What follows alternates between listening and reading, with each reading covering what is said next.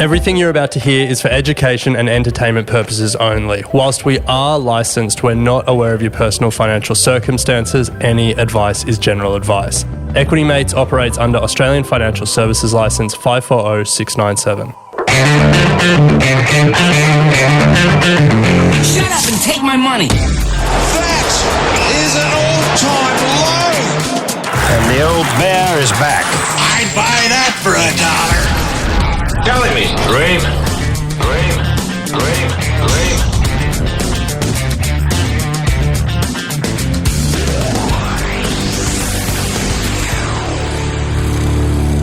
Hello and welcome back to another edition of Buy or Sell, coming to you from the No Holds Bar here at Equity Mates HQ. I'm your host, Adam Keily, widely regarded as one of the simplest minds in finance. Luckily for us, though, I'm joined by an expert to educate me and hopefully you on how they're thinking about stocks and the stocks they're thinking about. This is not a deep dive, though. We're just going to get through as many stocks as we can in the time that we've got. And don't forget, you can follow each stock on the Buy or Sell tracker on the Equity Mates website. And today, I am thrilled to welcome into the No Holds Bar Roger Montgomery, founder and chairman of Montgomery Investment Management. Welcome, Roger. Great to be with you, Adam. Thanks for having me on the show. Now, Roger, it is a tradition here in the No Holds Bar that we start each episode by offering you a drink from our very well-stocked bar here. Our signature cocktail, we have one each week. This week is a simple whiskey neat with a JP Morgan chaser. I'm not entirely sure what's in the JP Morgan chaser, by the way. What could we get for you? What's your poison, Roger? I'll have a Negroni, thanks. A Negroni, lovely. Yeah, that's an Italian drink, if I'm not mistaken, isn't it? It is. Yes, it is. Have you spent much time in Italy? About to. About to. Oh, lovely. Very good. Yeah. All right.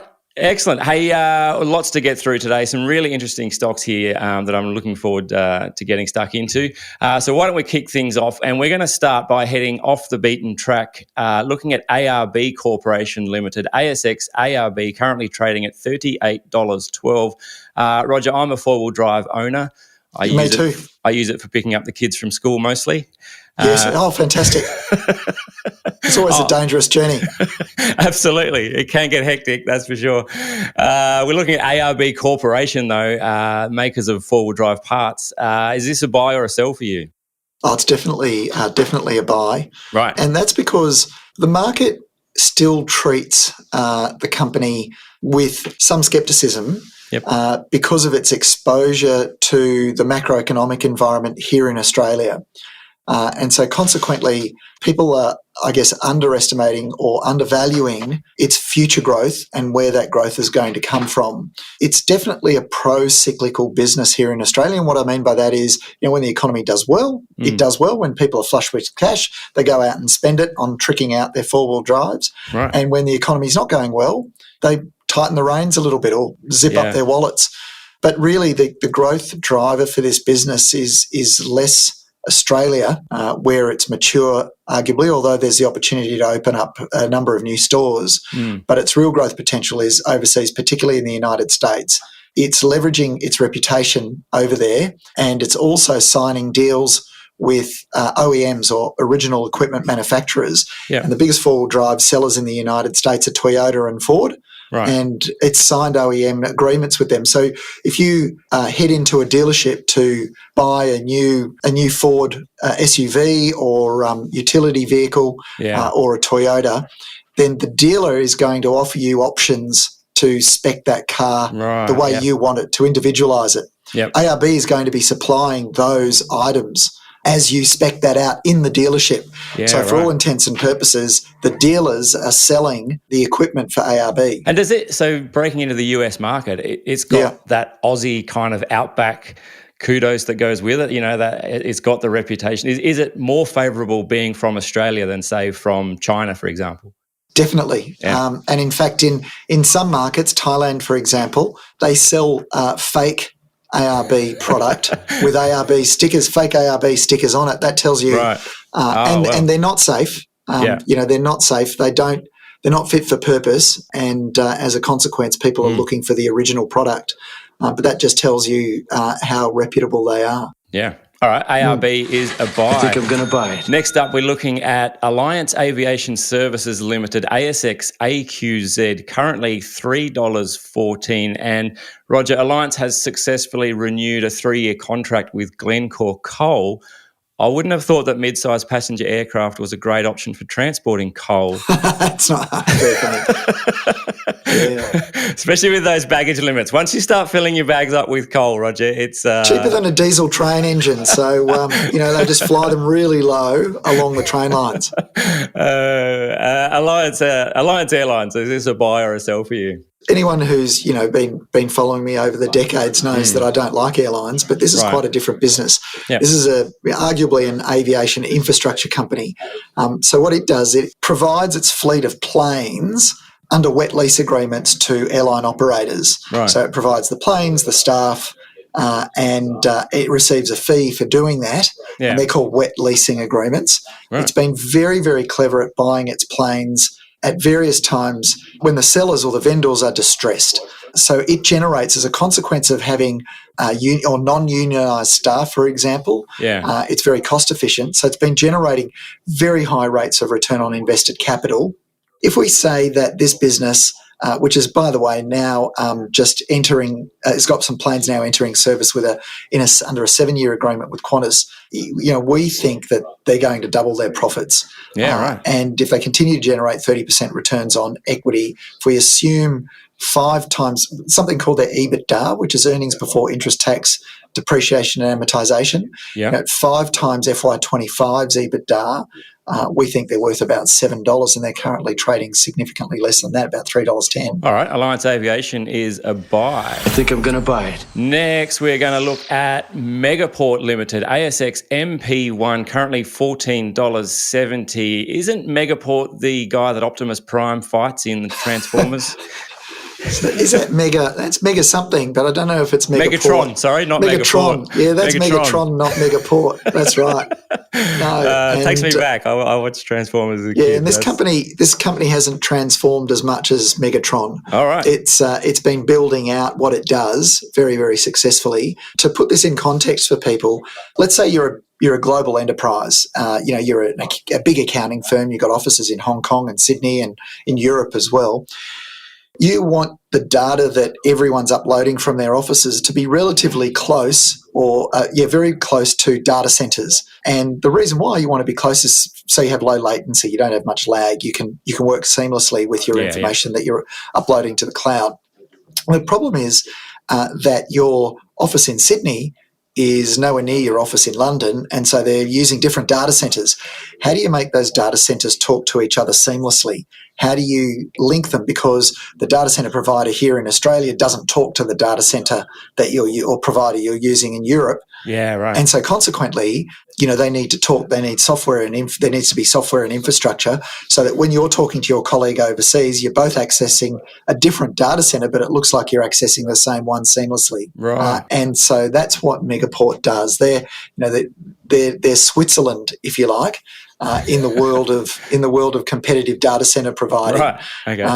So incredibly capital light, hugely scalable. It's arguable that the market sort of underestimated their growth potential, and they're free cash flow positive. They're on their way to $500 million in sales, which if they achieve their 40% margins, they're worth potentially $20, maybe more than $20. And they're trading at less than 15 at the moment. So, we think that's another business that, there aren't many businesses in Australia where you can access both the cloud thematic and enterprise moving to cloud, as well as the AI theme. And this is one of them. We'll talk about another one soon, I'm sure, but, this is one of them. I'd love to know how AI comes into network traffic and network routing. Is that it? I'm conscious of time, but Okay, well, I'll be very brief. Yeah. If you've got a co-pilot, an AI co-pilot sitting next to you at your computer on your desk, and it's constantly telling you that you could write a better joke, for example, Adam, or you could. I don't think that's possible, Roger. I'm not. AI is very clever, but I'm not sure it's up to it. Or you're blasting off an email, and and the AI says, "Hey, Adam, you know what? You've written this email before. You've done a better job of it before. Let me suggest 3 options that you can select."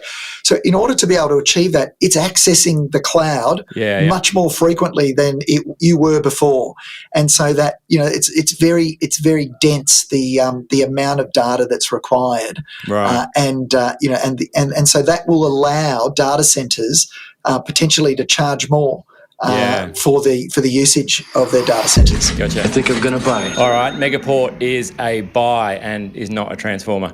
Next up, we're looking at Scali Limited, ASX NCK, currently $14.85. And Scali is expanding into the UK.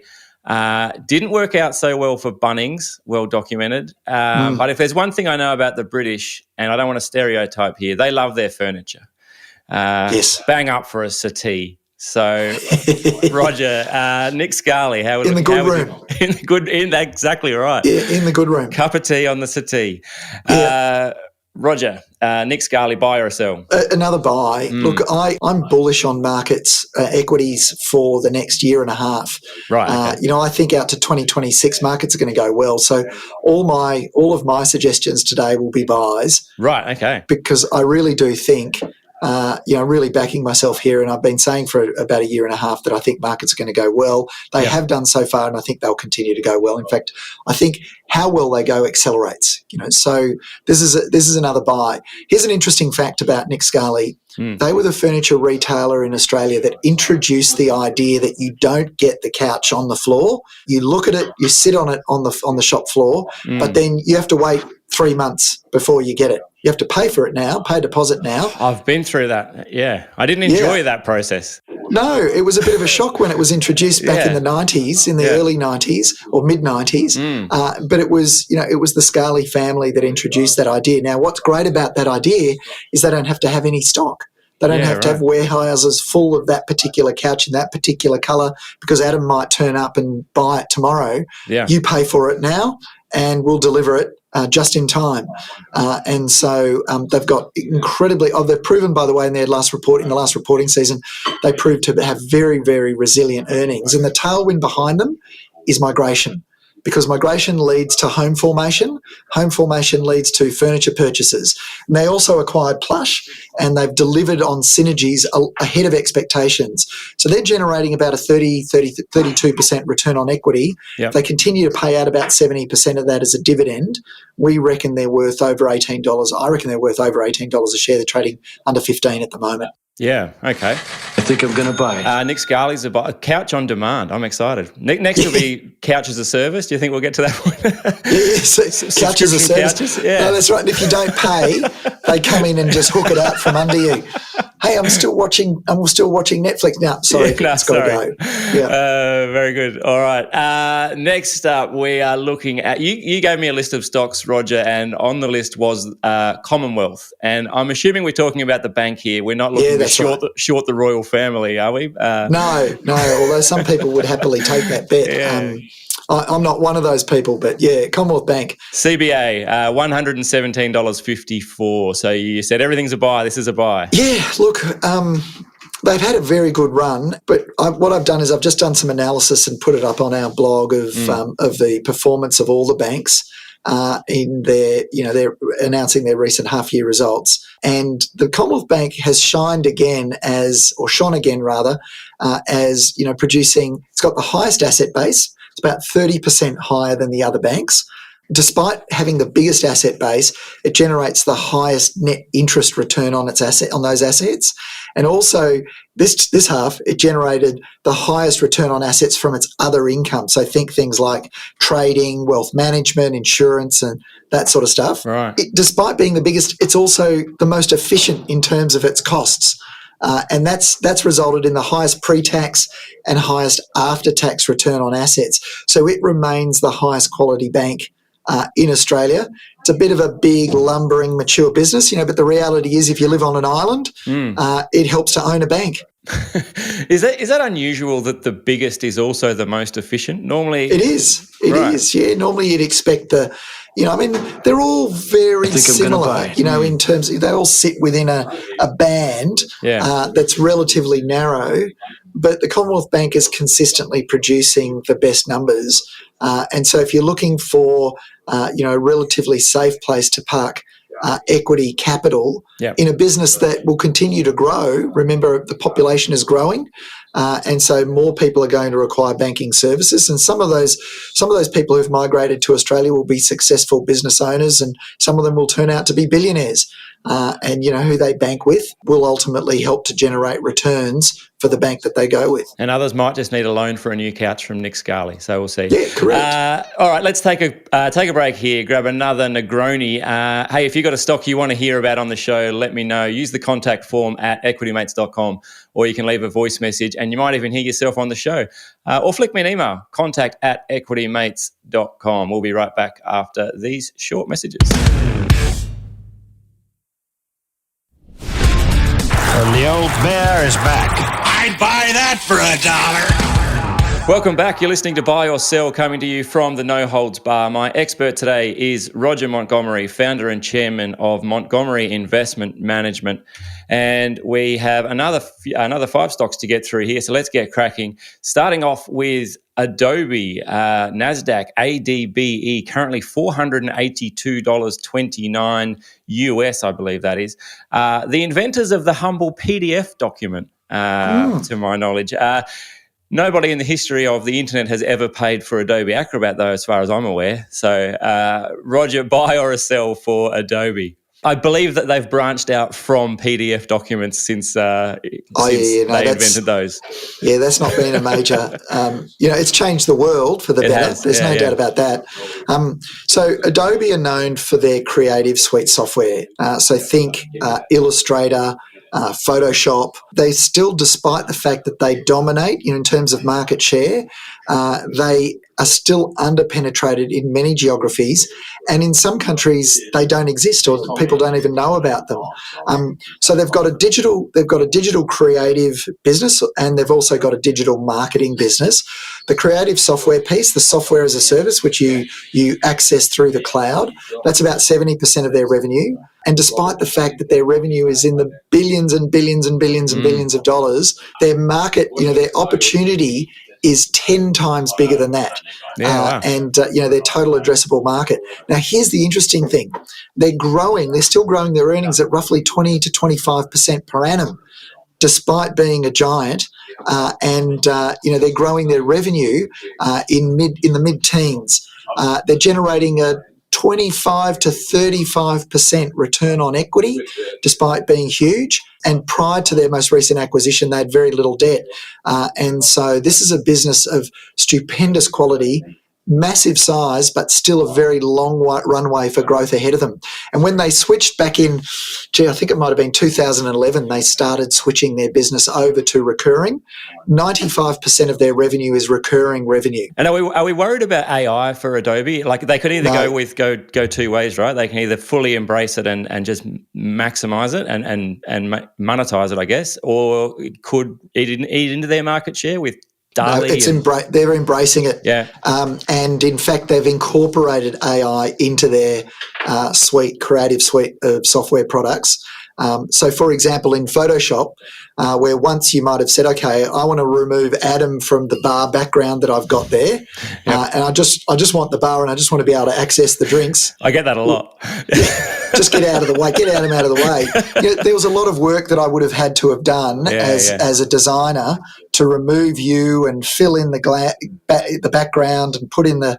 I can now press a button essentially and ask AI to do that for me, and it's saving time. So it's making users of the software more productive, and therefore it's entrenching that software in their workflow. All right, Adobe is a buy. I think I'm going to buy it. Moving on, we're looking at NovoNordisk, CPH Novo-B, which is CPH is Switzerland. No, Switzerland, is that right? It's a Denmark-based company. Sorry, yep. Yeah, in fact, here's an interesting fact. Its market cap is higher than Denmark's GDP. Is that right? Yeah, wow. Currently trading at 883.2 krona.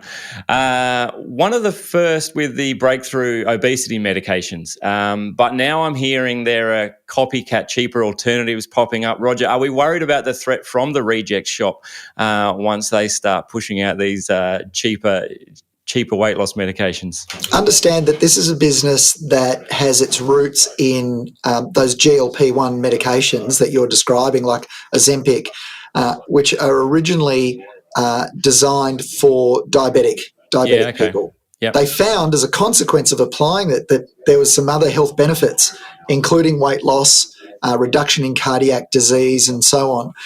And so, it's a massive market itself. And I've got some stats here. Okay. There's about 600 million people in the world that suffer from diabetes, but there's about 800 to a billion people in the world who suffer from obesity. Fewer than 15% of diabetics have access to this drug at the moment. Yeah, so wow. you can see that there's an opportunity to penetrate that market, irrespective of what happens. I mean, the share prices run up obviously because of the thematic around weight loss. And I think over time, the additional health benefits, not so much weight loss, but lower cardiac disease and so on, we'll see a lot of regulators start to support it, a lot of governments start to subsidise it, and that means that the growth opportunity for this company is significantly greater than arguably even the fad, the fashionability of its weight loss credentials at the moment. Yeah, okay. Sorry, I did forget. I should add, they're growing at 50% a year at the moment. Right, yeah, that helps. Yeah. And they've got about 40, depending on the time you look at them, 40 to 60% market share, growing at 50%. This is a business that's got a long runway of growth ahead of it. All right, very good. So NovoNordisk is a buy. I think I'm going to buy. Next, we're going to look at Sage Group, London Stock Exchange, SGE, currently £11.98. On their website, they list smart cities, defence, energy, resources, water, manufacturing, transport, and cybersecurity. It seems like they have everything in the whole world pretty much covered, Roger. Is Sage Group a buy or a sell? Another one that we like a lot. This is a business that's owned in the Poland Global Growth Fund, which is a fund that we distribute here in Australia on behalf of Poland. And this is a company that they've highlighted in their presentations as having enormous growth potential, not least because it's exposed to all those industries that you mentioned. Yeah. But again, some really interesting stats. I should say, it's an accounting software, an HR management software business, a payroll software type business. Right. It's growing at a phenomenal rate of knots, at double-digit rates. There are a few big businesses in Australia that are going to grow at 15 to 20% a year over the next 5, 10, 15 years. Overseas, you find a lot more of them, and Sage is one of those businesses. So it's growing its revenue at 10 to 12%, and it's growing its EBIT, or its earnings before interest and tax, at between 15 and 20% per year, despite already commanding, significant market share.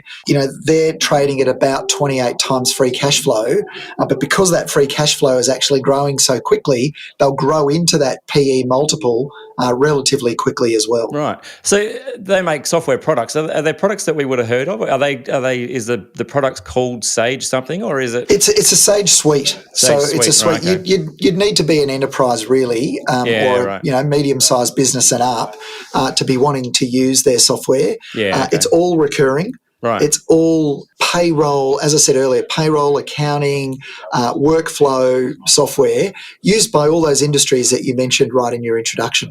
Yep. Okay. Very good. And like Adobe, another business with 95% recurring revenue. Right. Significantly recurring. And why is that interesting? It's interesting because once you put this software into your business, once you've put these workflows into your business, they become entrenched and the renewal is automated. There's a lot of inertia, that you're going to be using that software for a long time. You're going to build your business around that software. So it becomes entrenched. Becomes very expensive to move away to a different platform, right? Indeed. That's right. The switching costs are very, very high. Yep. Yeah, makes sense. All right, Sage Group is a buy. I think I'm going to buy. Next, we're looking at Telix Pharmaceuticals Limited, ASX TLX, currently $15.49. I Googled this one, Roger, and yes, the top question people ask on Google about Telix Pharma is Telix Pharmaceuticals legit? Yes, it is. Absolutely. Absolutely. Follow-up question, is it a buy or sell, Roger? Another one that we definitely have in the portfolio and we think that the market's sort of underestimating their growth. And that's because, so let's take a step back. What do they do? They create, if you like, devices which are biological, and they attach, it's a radio labeling product, and it's injected into your body to help identify whether you've got prostate cancer or not. So, think of it as a protein that then seeks out and identifies, and in combination with CT scanning, it creates an image and it attaches to cancer cells. Oh, wow. It's gone from went from zero revenue back in March 22 to $100 million in March 23, 115 million June 23, and then 140 million of revenue in December. So they're on target for about $445 million US dollars, or $450 million of revenue in FY24, and they're growing substantially. The potential for them, or the optionality for them, is that technology is not only used to identify cancer, but the technology is then used to deliver a treatment for that cancer, because it's like a heat-seeking missile in the body that identifies and attaches itself to cancer cells. Then you can potentially deliver a lot of other things to those cancer cells. Now, they're also, and at the moment, the concentration or the revenue has been prostate cancer, but they want to move into identification of kidney cancer and also brain cancer, and potentially deliver treatments for those as well. So they are huge potential markets, but again, represent optionality at the moment. But just on its growth rates at the moment, it still looks reasonably priced. Yeah, okay. Let's go! Next up, we're going to look at Macquarie Technology. Oh, this is our last call here in the No Holds Bar. Macquarie Technology Group. Macquarie Bank, often referred to as the Millionaire's Factory. Macquarie Technology Group, is this the Millionaire's Data Centre, Roger? Is that I think all data centres are, aren't they? I mean, for anyone that owns them, you're in the sweet spot right now, aren't you? Because as I mentioned earlier when we were talking briefly about Megaport, this is a business that is capturing some of the upside from the AI and cloud migration tailwinds. So this is a business that is, I think, relatively easy to understand. It develops, builds out, and then operates data centres.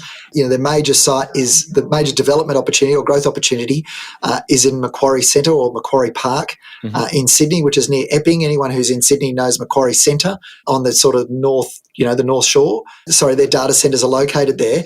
Now, their IC3 West, which is being built out at the moment, that's going to have the effect of significantly increasing their capacity.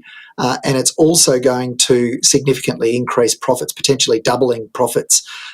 This is a business based on current metrics, based on what we know they're going to earn, and they've got a very, very strong reputation, particularly in government in Australia. Based on what we know that they're going to earn when they build out that centre, the business is worth perhaps $115 a share, and depending on the discount rate you use, maybe worth a little bit more than that.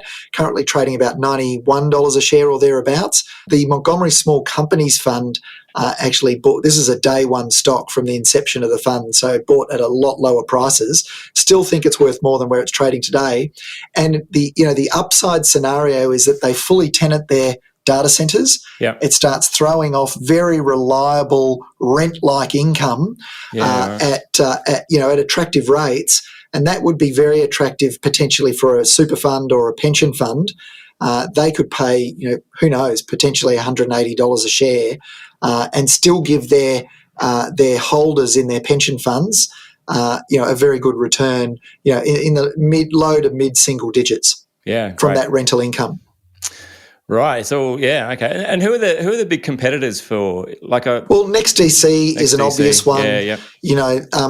But then these guys are their clients, as I mentioned earlier, the majority of government departments, over 90% of government departments are tenants there, and so are the big hyperscalers like your Facebook or your Meta, Amazon Web Services, Google. Those guys, they're what we call They're what we call hyperscalers. Not all of them are clients of Macquarie Technology, but a lot of them are. And it's a good reminder that the cloud doesn't actually exist up in the sky anywhere. Like I think no, the cloud isn't in the sky. No, that's right. The cloud is in a data center on the ground. Yeah. And as we talked earlier about how AI is going to increase the density of usage, if you like, or the frequency of usage, how many times your computer or an enterprise's computers access the cloud. Yeah. You're talking about an exponential increase. That's going to ramp up faster than these data centers can ramp up. And so obviously if demand is greater than supply, price goes up. Yeah. So they'll be able to raise prices and generate more revenue. All right. Macquarie Technology Group is a buy. That's it, Roger Montgomery from Montgomery Investment Management. Thank you so much for joining me in the No Holds Bar. A pleasure, Adam. Thanks for the drink. Yeah, no worries at all. You're welcome. We'll have another one soon. Where can people find you, Roger, if they'd like to hear more from you? If they want to hear about these companies and what we're writing about these companies, they can go to rogermontgomery.com. Yep. And we're uploading 1 to 2 blogs a day.